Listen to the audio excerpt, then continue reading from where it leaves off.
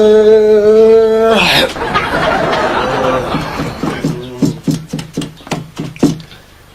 Çıtıkbay geldin mi? He geldim. Qanday chaq oldu? He vicdanca oldu. O'tira. Oturabiliyor. He dedim. Obdan qaramaqma mana qulamga. He abdan qarayman. Ha.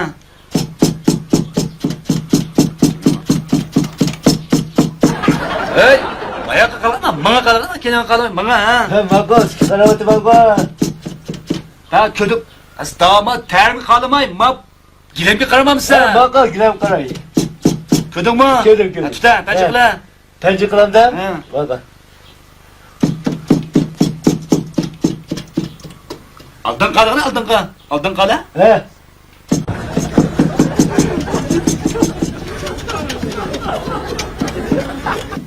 Astagfirullah. Kapan andın? Kopumam mı?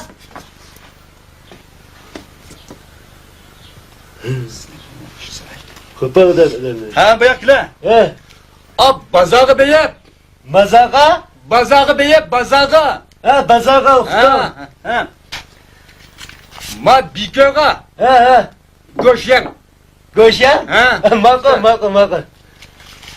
Ma bikaga He. cigayan. Cigayan. Ha. Mako.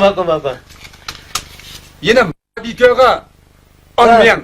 Alma. Ha. Mako. Ha, tuz açığa bile. Mako sen mağdur ben misin? Toxta. Ay yolda var mı? He. Hele ka. Müştik.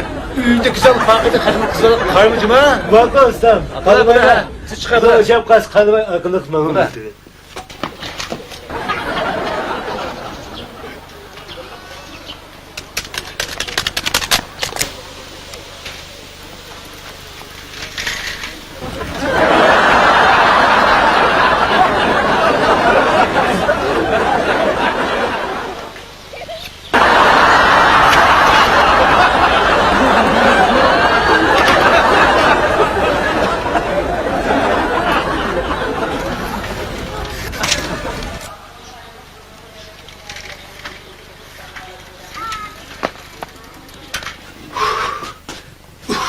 Hey!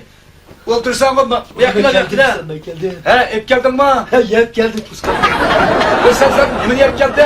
Usta üzerine şu bir köylek goşyan, Ha. bir köylek cigayan yaptınız. Ha. Goşyan ciganı yep geldim. Huskan tepka bak almayan yaptınız. Almış yep geldi. Vay geçe. Bu diga var ma gilenin materyalini buyaydigan yan. Ya? Ha. Öyle. Ben kaçıma gidersem üzümüz kaçıyken. Ama bu yan dersiz. Şimdi yep gelsem, ram derse, ram diyemezsiniz, ram hep gelmemdim ben.